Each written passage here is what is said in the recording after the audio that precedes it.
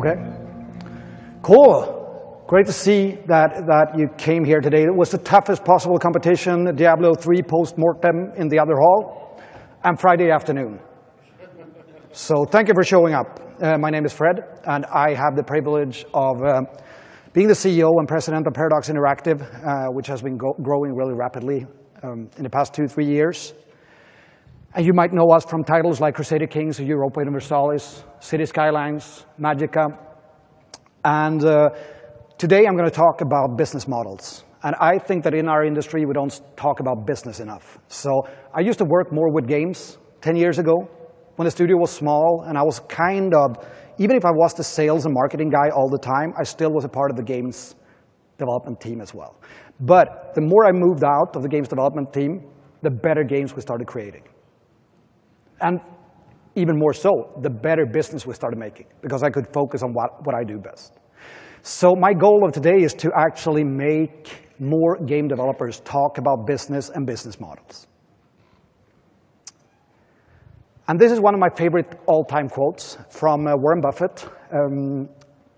Price is what you pay and value is what you get. Because all markets are basically imperfect because we value things totally different. So someone might value Europa Universalis at the price of $2,000 because they're putting 4,000 hours into the game. Some other people might value this at $1 or $2 because they'd like just to see what it is, play it for a little while, and then let it be and have it in their Steam catalog.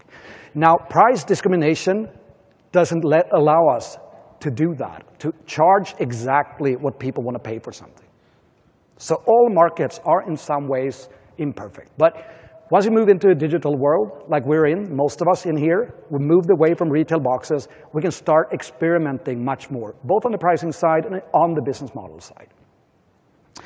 So I'm going to show you some models that we use at Paradox, how we start with a game, how we integrate the business model, and how we integrate people around the business model, the value creators that we're working with. So we are not the only ones making value for our own titles, for our own games.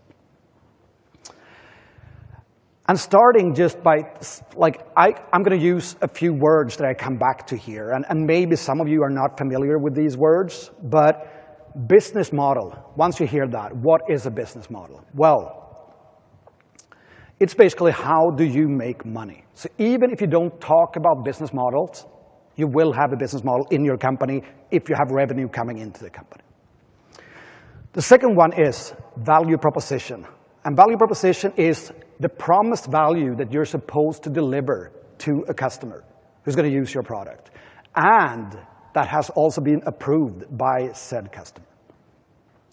And the value chain is everyone who creates value to put together the value proposition. Are you with me? Cool. This is all CEO art as well. Did I mention that? So I made this presentation myself, so it might look a bit so-so. So when you build value chains and business model, you have to start somewhere. You have to start like, where do we start talking about this? Where do we start building our business models? And the first thing you should talk about at your studio or whatever business you run is, how do we want to make money? Not only what are we charging for the products, but philosophically, how do we want to make money? How do we want to sell our products to our customers? Like at Paradox, we've said that we do not want to monetize frustration.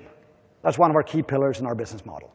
Meaning that if your character dies in Crusader Kings 2, you cannot buy him back for $1. That would be a bit so-so, because people would be frustrated, right? And then you can pay your way out of that. We don't think that's a good way to approach a brand. So we want people to pay for our games when they're at, like, really stoked to play something new. Also, getting the team excited about the numbers, start talking about the numbers, saying like, what are our goals with this? Not only on the money side, it could be other key performance indicators as well, but just get the team excited about the numbers. Because once we started to get our development team more excited about the numbers, we started to make better games. Fact. You also need a customer approval. So I'm going to get back to this as well, because the customers are a part of everything you do all the time. They will have opinions about it. They will tell you when they think you make mistakes, and they will turn on you if you make enough mistakes in a short while. Also, get the customer engagement so that they will drive the process further. Not only approval, but asking like, how can you help us evolve our business models and our value proposition, and both. So intro, we start with the games, right? Because everyone here, how many are game developers in here? Hands up. Most of you.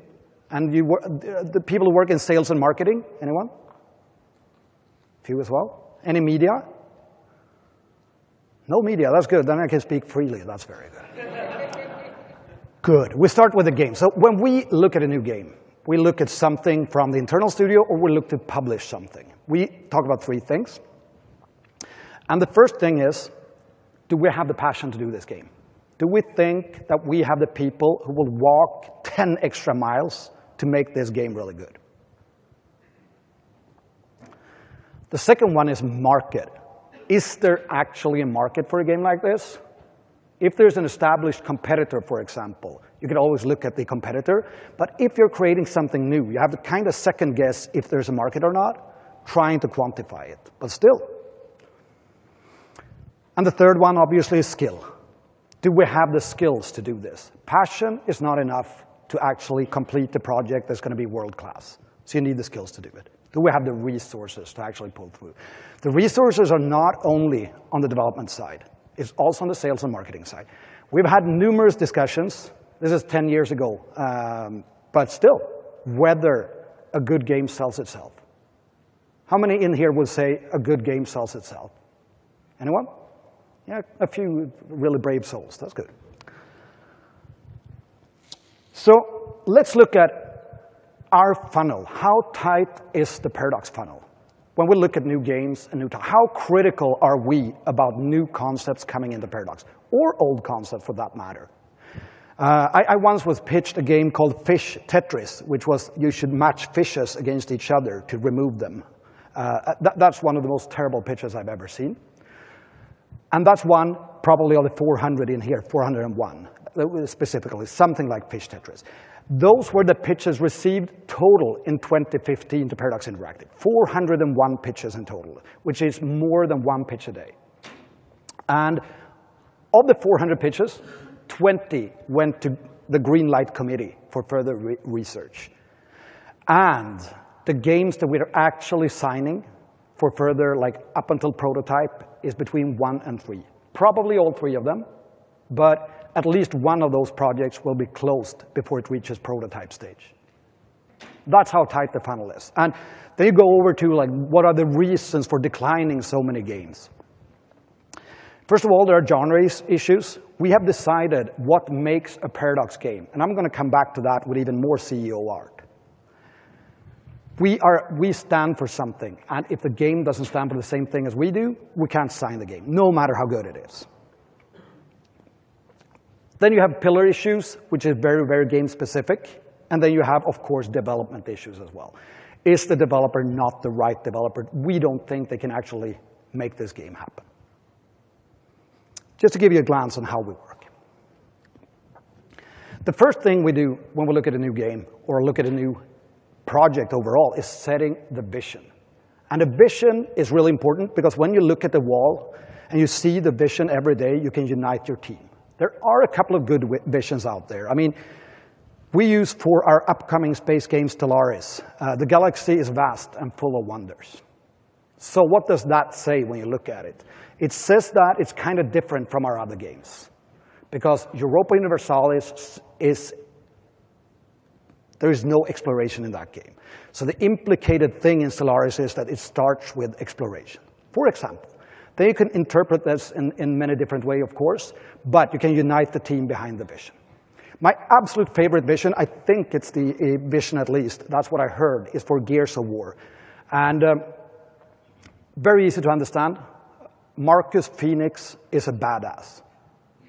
That's good. Why is that a good vision? Because when you look at Marcus Phoenix, you see he's a badass. The artists who work with Marcus Phoenix knows that he should be painted as a badass. He doesn't open doors, he kicks doors in because he's a badass. So everything in the game design, everything in the art Everything in the level design implies that he's a badass. Everyone can get behind that. So why do you actually set this vision, and why is it so important? You help the team find the direction of what they do. It's really easy to communicate to your fans. It's part of your marketing plan as well. You can find angles in the marketing that actually explains the vision and even deepens it even more. And you, of course, you identify the priorities as well. You can talk about, like, what's the most badass of these two choices that we have. And how do you set this? Like, a vision is not easily completed. The worst visions you can ever have is, this is going to be the best strategy game ever. No one has a clue what they're supposed to do. Right? It doesn't set an angle, it doesn't set a direction, it just says it's going to be really good once it's finished. Or the best World War II game ever made. It's a terrible vision. Terrible. It could be a statement, or it could be a general feeling that makes up your vision as well. And the people making it should be everyone involved in the team. And I'll get back to that as well, why it's so important to mix and match teams between not only development, but also sales, marketing, and all other parts of the company. Dreaming big is the next step. We feel that, okay, we're doing something new here, something new, cool, that people should be excited about. So we'll dream 18 to 24 months ahead. The game is already out there. It's a big success. Everyone wants to play it. So who is playing this game? If it was a book written on this game, who would write the book, and what type of book would that be? Who would be the author? Would it be Stephen King, or would it be Ernest Hemingway? Wear it. Like, how do you cosplay this game?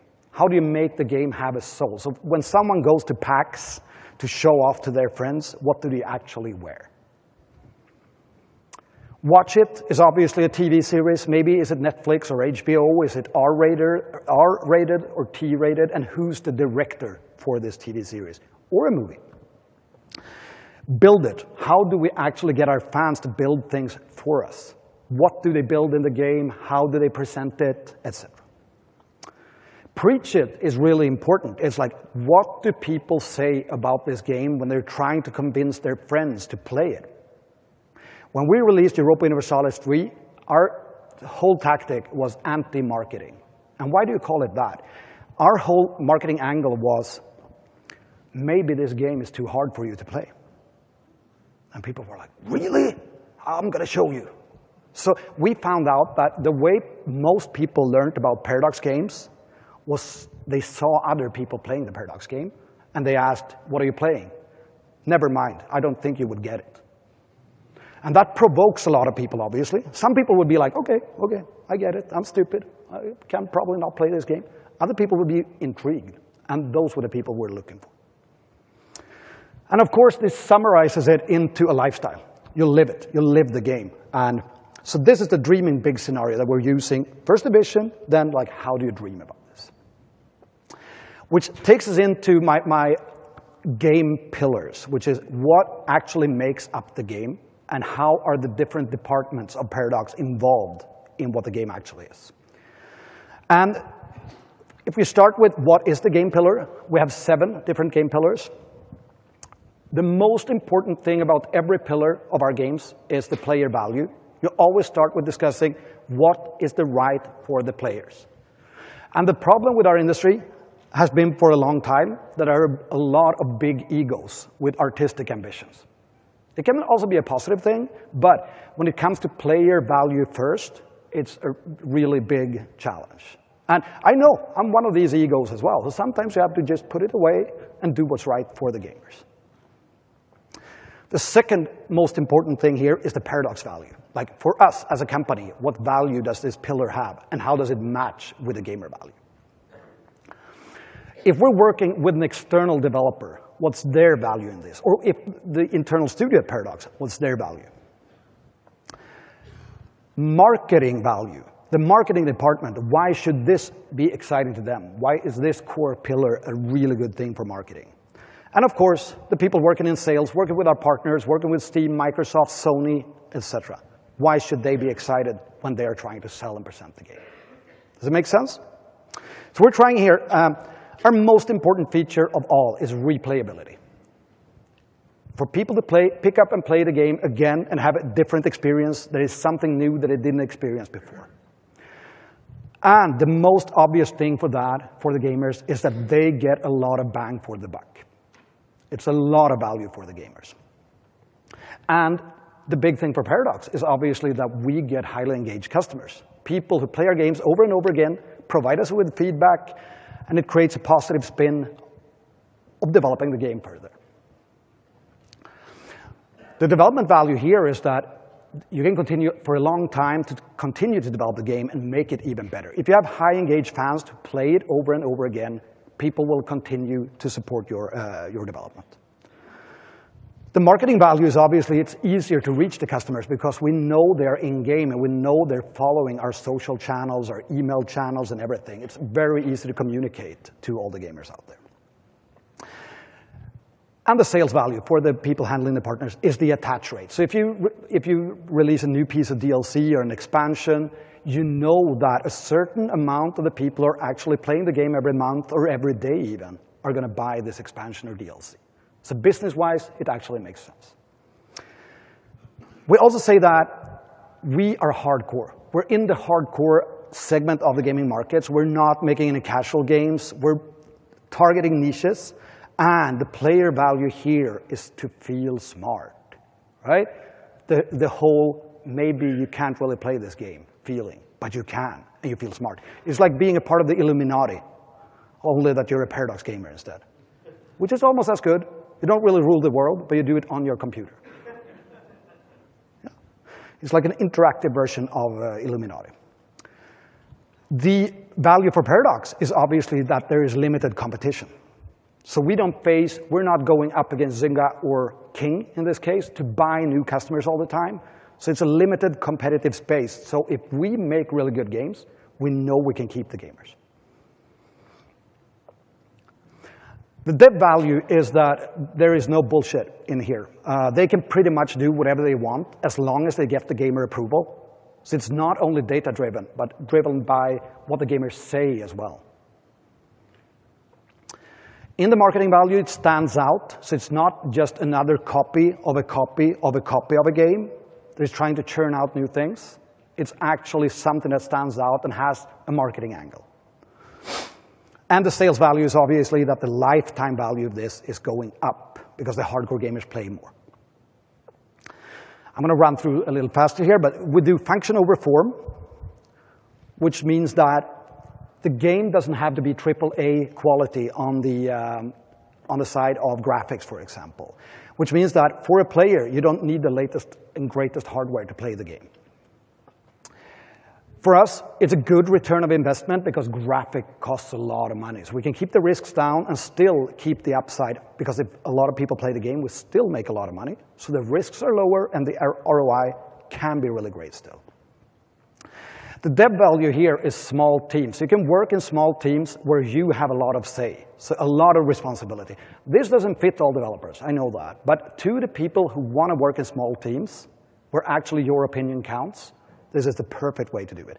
So game pillars and everything else with the vision is not just to attract people. It's also to define who should not be a part of this, right? So if you like large teams where you only work on gun sounds for 2 years in a row, this is not going to fit you.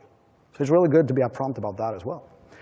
Marketing value, messaging there, and market accessibility on sales. We say that we want to make our games accessible, which you might laugh a bit at. If you look at the interface of Crusader Kings 2, it's kind of daunting, but we're working on this core pillar a lot. We've identified it as important. So player value is no frustration, and for us, value for the whole company is that we reach a wider audience. The dev value is that the stickiness of the product is going to increase because if you learn the game quicker, you're going to keep on playing. We've seen that on data as well. Market value is that you can explain the game. And the sales value is the promotion potential because if you have all the other things, the promotion potential and to sell at a lower price increases a lot as well over time. Creative is a little bit fuzzy, but give the ability for people to create their own things, like modding, for example, in the game. make it easy for people to make YouTube videos. That's the creative part of this.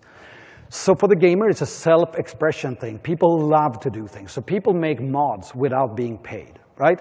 The Crusader Kings 2 Game of Thrones mod is a super ambitious product. And they can't charge for it because HBO would shut them down, which is reasonable because it's not their IP. But still, it drives a lot of traffic for us as well. Like I was touching here, it's a lot of value creation for Paradox. So if you just allow people to go crazy with your products, they're going to create a lot of value. And taken together, we have 5 million registered Paradox customers right now. It's increasing by 300,000 a month. Collectively, they are obviously a lot smarter than we are. We're only 200 people at 2 offices. So if we can combine the thinking of 5 million people instead of just being 200 creating things, we're up for something good going forward. For the devs, it's a good way to find talent. We find sometimes people who made mods for us and made YouTube videos or whatever to help us out and to carry the company forward. So you could call it a recruitment process as well. Obviously, it's free marketing. And the potential, I mean that user-generated content is like a swearing word right now after the Skyrim debacle and all of that. But still, we've used a lot of things created by people to sell them to our other users, and they get really well paid. So it's a huge potential that is, to a large extent, untapped, except for Valve, who does it really well for Dota 2, for example, and for Team Fortress. We have high engagement subject matters, like history is one of those, that people are super engaged, like World War II, which means that they can nerd out. So it has a backside as well. So once you start a thread on the Hearts of Iron forum, Hearts of Iron is a World War II game, which is, which do you think was the best tank during World War II? You have to close the thread after an hour due to flame wars. But the nerding out thing, I got, Hearts of Iron is a good example because we had a lot of technologies and generals. I don't remember how many, but thousands of them in the game. So I get an email, this is 2006, from a player saying, the following mistakes in the game makes your shit game totally unplayable. And there's a list of things. No bugs listed at all. Only things like German Feldhaubitz cannon, 9 centimeters. You say deployed February 43. True date, March 2nd, 43. Stuff like that. And it's great because they really help us by doing that. So I just sent an email back saying, wow, that's great. Here you get some download codes for helping us out. And he replied, oh, that's good, thank you. So the people, by nerding out and by creating these high engagement subject matters, people will engage even more in your game. We think, at least. These are ours. The switching cost from the game is higher, so it's harder for a player to switch to another game that is made by a competitor if they're not making the exact same game as a copy. It's also rich on materials, so it's really easy to find new material for the game that you're creating, so you're not having to make up new things or new IP. You already have an existing audience or a fan base in that space, and obviously you can find a lot of tie-ins as well. So this is my proudest moment of this presentation of CEO art. Look at all the imperfections right there. So you can take, this is the full slide if you want to take a picture of that. And I'll move on in 3, 2, 1. Here we go. So why we move over to the business stuff.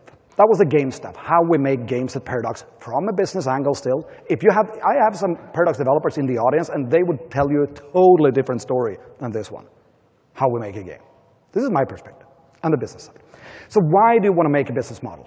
Why do you want to visualize to people how the business model looks and what you're trying to do with your business model? First of all, it's a naming convention. If you use the same words for the same things, you will work in the same direction. So, in our case, is Steam a partner or a channel? It's really important because if we have the words just wrong, we might just misunderstand what we're doing. The other thing is that, is there actually a receiver on the other end for this product? Once you start analyzing the business model and dig deep, which we're going to do in a moment, you will see, like, is there really someone who's interested in playing this game?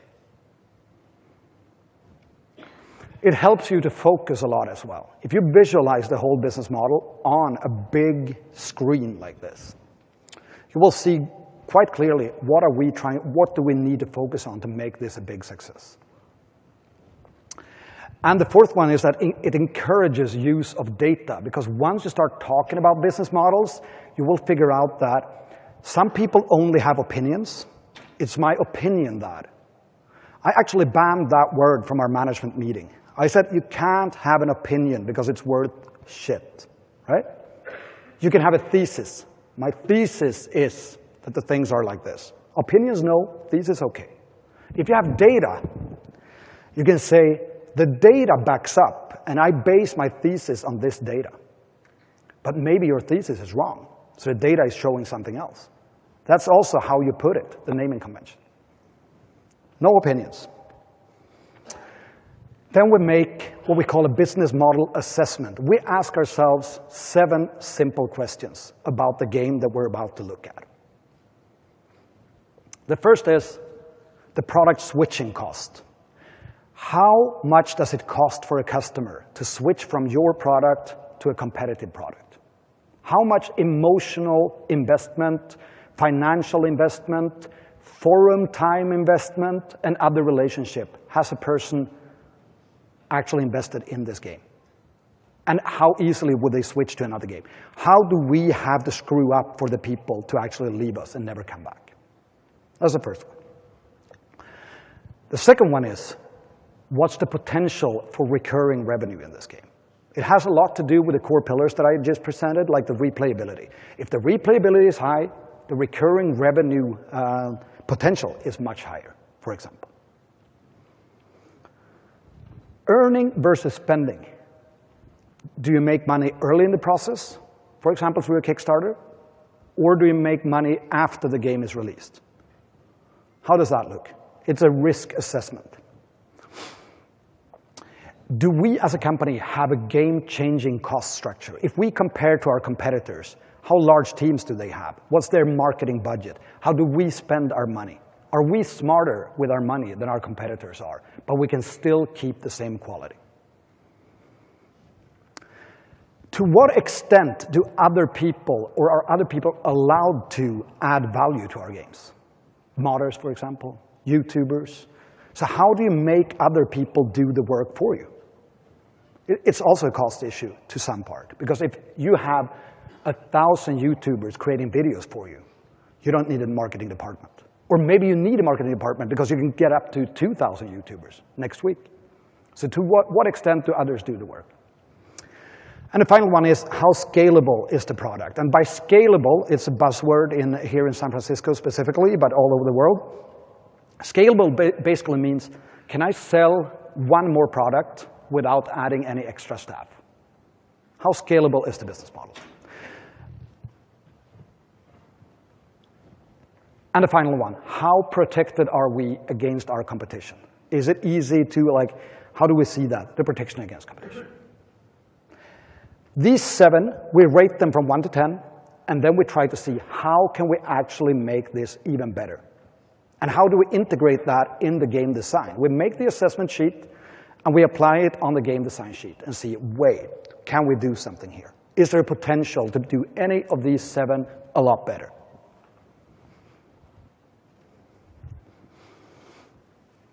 Which brings us to the whole visualization of what a business model looks like. How many people recognize this model? Yeah, quite a few are working with it. That's good. What I want to say, if you start in the middle there, those of you who know it, maybe know it as good as I do, but the value proposition is the number of, this is available online, it's called the Business Model Canvas by a company called Strategizer. I've been to a few workshops on that, and I'm still a novice, but we're trying to get there, right? So the value proposition is the sum of products and services that your company provides for a customer. They are being sold through channels, as you see there, to the customer segments. And the customer relationships is how you approach your customer in terms of communication. Email, social channels, direct phone calls, hopefully not, but still. And down there to the left, to the right, is the revenue. How do we actually make money here? On the other side is key resources. What do we actually need to make this product or value proposition a reality? Programmers, artists in our business, for example, game designers. And the key activities we need to engage in to make this value proposition happen. And what partners do we need to actually carry this through? On that side, it sums up the cost structure. And if the revenues are higher than the costs, it's a profitable project. Very simple way to put it. So we work a lot with this model. Just placing post-its on this business model canvas, moving them around. And you will have to, all the time, to invent your business model. Because there is something called the Icarus paradox. And it means that you're a victim of your own success. So once you've succeeded big time with something, and you don't change it over time, the customers will feel that they own this game more than you do. So you will get your core audience to turn on you once you start changing things in the business model. A company is only in one of two stages. One is development, and the other is stagnation. So once you reach your peak on your business model, you'll start stagnate if you don't innovate. There are a lot of companies out there in our business who does not innovate. I'm not going to name any of those because I'll probably be sued, but I'll name a few companies who are really good at inventing this. Look at Blizzard, for example. They released World of Warcraft with a $15 recurring revenue every month. And they kind of realized this business model is growing old. So what did they do? Invented Hearthstone, which has a better scalability, high switching cost, everything. It's even better if you take the business model assessment that I just showed. Hearthstone is even better than World of Warcraft. And World of Warcraft is a really strong one. So Blizzard is one of those companies that are always inventing their business models as well. So by making Hearthstone, which is totally different from World of Warcraft, they don't really need the customer approval in the same way. So if you're only working on one game, and you work on the same business model all the time, the customers will have their say all the time. And if you do something too strange or too weird, they will turn on you and tell you you can't do that, and you'll have to back up like 50 steps again and start over. With a slightly damaged reputation as well. So when you design business models, it's interesting that you don't need to talk about business models or like, you can talk product, you can talk model, and you can mix and match the teams. When you talk about the business model at the abstract level that this is, the former screen, you can have people from marketing discussing a game product because it's so abstract. And then they can take it back to the team. Like, what are the overarching goals rather than what is the actual game design? And they could take out the different parts of the business model, give it to the people in different departments, and let they do the interpretation work. But you've agreed on the overarching goals already. You can work a lot with constrained creativity, that you box in things and say, we will start only in this part of the business model canvas and work from there. If you take, for example, 6 pieces of 8-stud Lego, like this one, 6 pieces of that, and combine them, for example. You can only combine these 6 pieces. How many ways can you combine them? It turns out it's 915 million different combinations. That's pretty cool. Like, you would say, oh, I can only work with these 6 studs, that's impossible. No, you can do a lot. So if you go back, if I go back to the former one, here, you can start in any of these squares right here and start working on a business model or on a game. Say that you start in revenue streams and say, let's make a game where we have to charge $10 a month for people to play it. How would that look? How do we fill the other parts of this, and how do we write the game design based on this business model canvas? Or you can start in the customer segments. You can start in the channels. It doesn't matter, as long as you do new things and innovate. And the most important thing is not to make new projects based on this. It's more of a thought process. It's more getting people to think this way, the way they approach problems. Right? I'll move on. which moves us to when you take out the value proposition and the customer segments out of this equation, you get the value proposition canvas. This is also available online. And the model with a little head there, it says customer jobs. So when a customer picks up your product, what are their expectations that the job to be done for them is fulfilled? If you take a drill, for example, if you buy a drill, that's a very good hardware tool. What are you actually paying for? If you're a Marxist, you would say you're paying for the plastic, you're paying for the iron, and you're paying for the transportation of the product to the hardware store. But what are you actually paying for? You're paying because you want the hole in the wall in your house or apartment.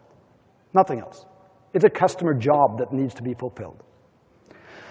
There are two other things here on the customer side. One is pains. What is the potential pain that people will feel when they buy this product? What are their worst fears when they look at your product and they're about to buy it? And the gains, what are they hoping to achieve that is even like more good, like good side effects by having your product? And on the left side here is how do you actually make a product that matches the jobs, how do you relieve the pains from the customers, and how do you enhance the gains? So now I'm going to show you the value proposition we did for Europa Universalis 4. You ready? So on the right-hand side there, let's start with the customer jobs. One of them is feel smart, right? People want to feel smart. They want to also be challenged, strategy gaming-wise. You could make a mod, for example. It's good. Typically, you could take this down to 3 to 5 different in each square. It makes it easier to look at. If you take the pains, for example, one of the apparent pains we've seen with our games is, I'm not sure I'm going to be smart enough to play this game. I'm not sure that I will actually understand how to play this game. And a few of the gains are like, I can engage in a great forum, for example. I'm a part of a big community that has a lot of fun together. And if you match that on the other side, one of the pain relievers we have to do is, how do we make a good tutorial? How do we make it easy for people to come into the game? YouTube videos, for example, interactive tutorials, part of that. The game enhancers, like how do we make it even easier to contribute to our forums and to sign in and to be a part of it on the game enhancer side? And the product is obviously Europa Universalis 4. So this is a way of toying with your own ideas and getting quantitative and feedback from the community as well. You can read what people are actually writing about your game. Media, for example, Steam reviews, and put them here. We see that 50% of everyone is saying that the character creation is not deep enough. Do we agree with that? And how do we sort it out if that's so important to our clients? Great. I'm going to have one more management models. I'm not a big fan of these management literature books. They're going to change everything forever, right? So blue ocean strategy, how many are familiar with that? Right? Blue ocean basically means that you should move out of the competitive space and move into space where there's no competition. And you do it by 4 simplified steps. And we did this for City Skylines straight off. And I'm going to tell you exactly how we did it. So it consists of 4 building blocks. I'm going to check the time, sorry.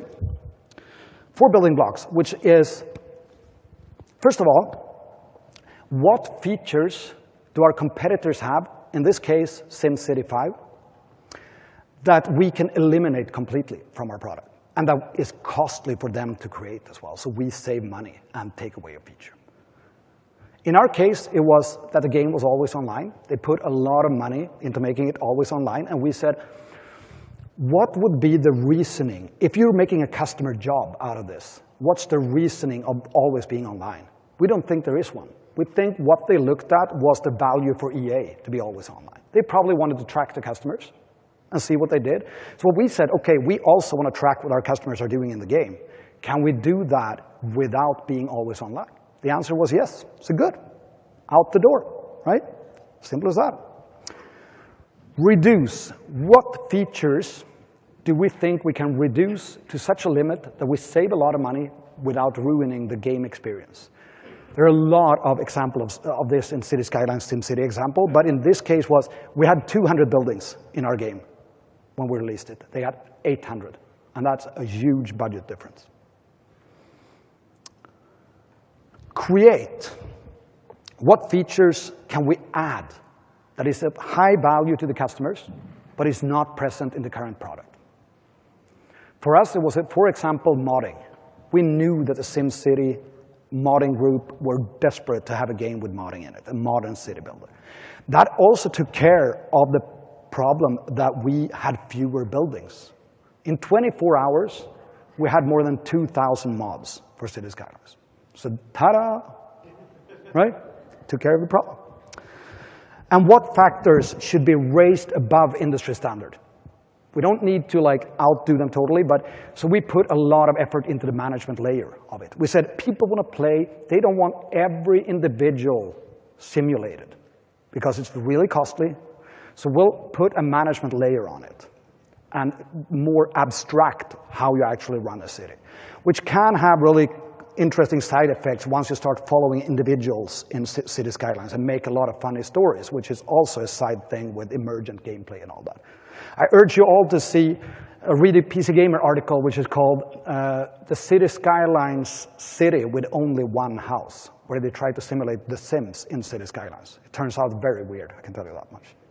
But it's almost an extra value because it creates new, weird, emergent gameplay stories as well. So it didn't matter to people that much. And if you divide this into two groups, it's on the cost-saving side, the red ones, and on the cost-increasing on the other side. And you have to balance this in a very good way. So basically, if you walk through the process, how we work, just recap everything I said so far. The product vision comes first. The value proposition comes second. And if the value proposition is not good enough, we will have to start over with the product vision, because maybe they're not matching together. You look then at the project scope. Can we actually pull off the value proposition with this vision?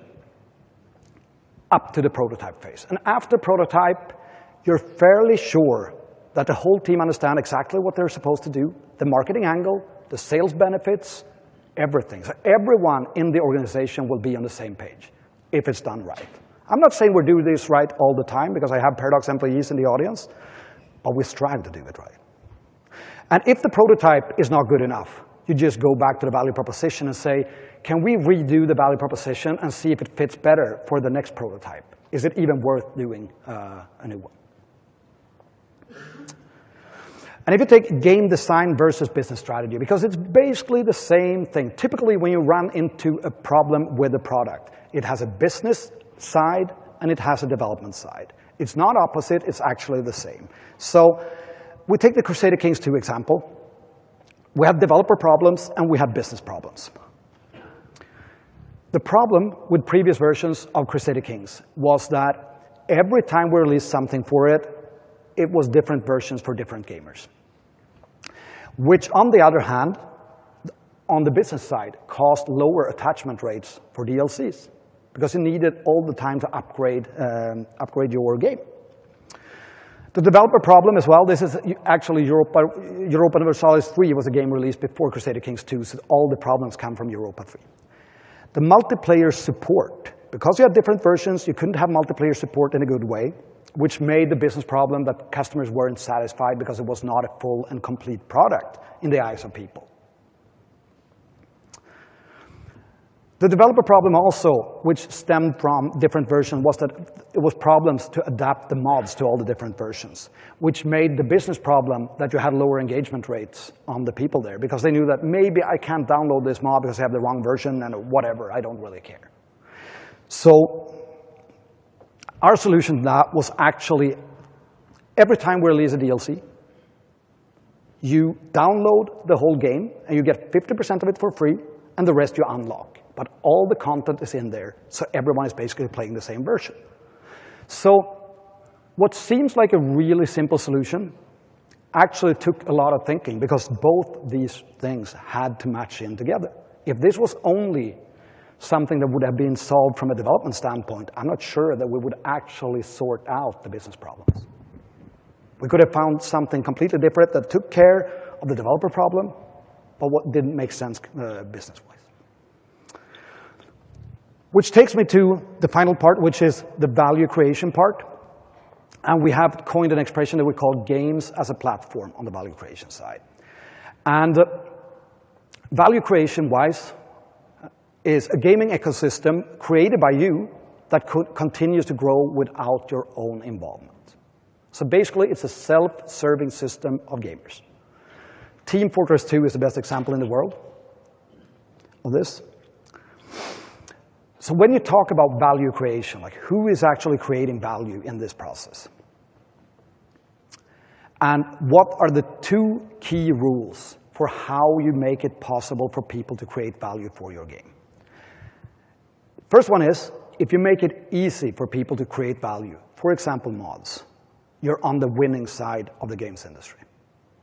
If you make it hard, if you lock people out, you're on the losing side.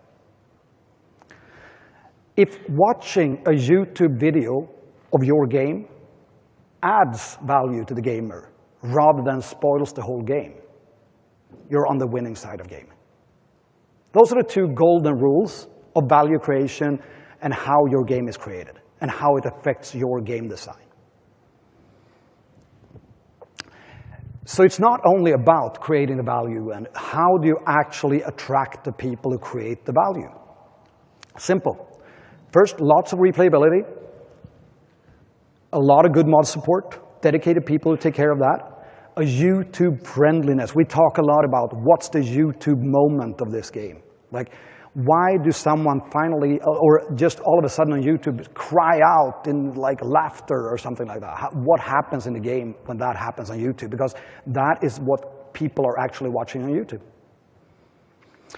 Also, a game that creates stories, so you will tell your friends what happened in the game, and you will be intrigued to create more things that are happening and engaging in the game. And the most important factor of all, let the people who create value in your game also make money from it. You can split it up in between you, because after all, it's your game, so you should have some of the money. But there are companies who are blocking people from putting up YouTube videos as well. Don't do that. Suicide. That was my walkthrough for today. So I just want to summarize everything I said. I wanted 3 hours here because I wanted to go deeper in on everything like this, but I'll summarize everything we have here in a few bullet points. And I'm happy to answer any questions if you have any. So the first thing is, choose and set the vision for your game, and don't set a bad vision, like we're going to create the best RTS ever, because it's a crappy vision. It's really bad. And a bad vision is actually worse than no vision at all. So if you don't feel that, you should read an article saying, that's named, How to Write a Mission Statement That Doesn't Suck. It's a great article, and it says everything you need to know how to write mission and vision statements. And it's really hard to do this, and it's really frustrating. But it needs to be done. Start thinking about how do we, at our company, integrate the business design with the game design. How do they affect each other? What are the synergies, and what are the points where we don't really agree, and we have to choose in between which thing is the right way to go. Start including, if you don't already do that, include the value creators, because they are your best friends. Make your game live forever. If you take those 3 above, it will live for at least 10 years. And the most important thing in our business, my closing words, is to have a lot of fun. Because if you don't, it will show in the game and no one will want to play it. Thanks.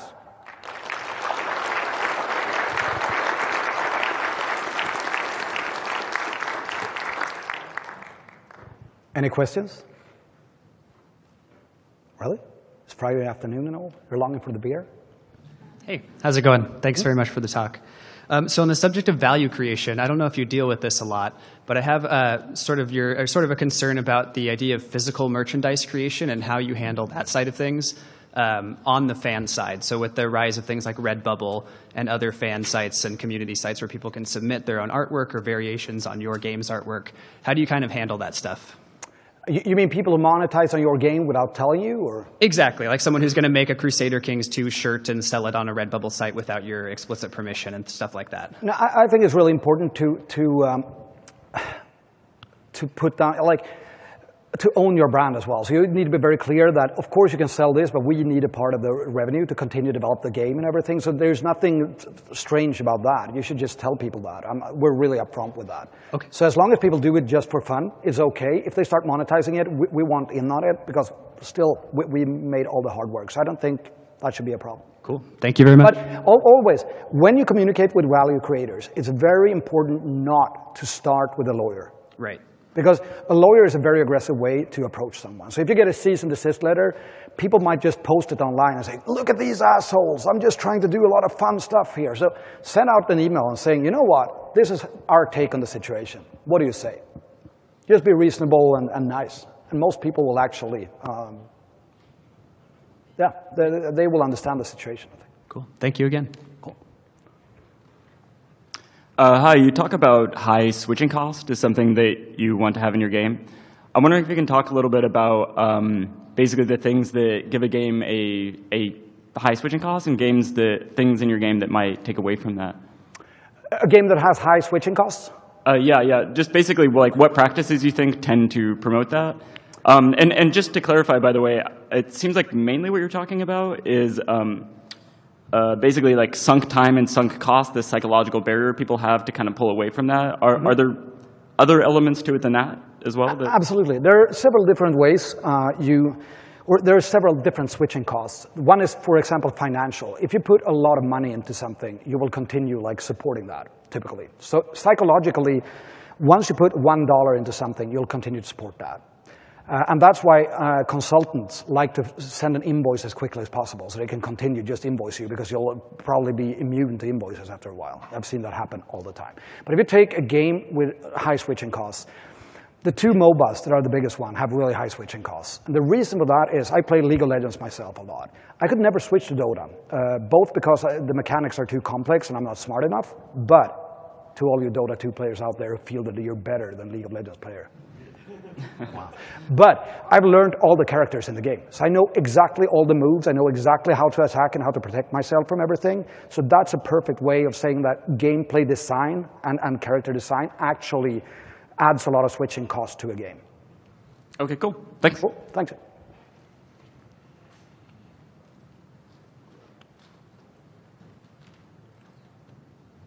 Really? Okay, cool. I'll let you go. Friday beers for everyone. Take care.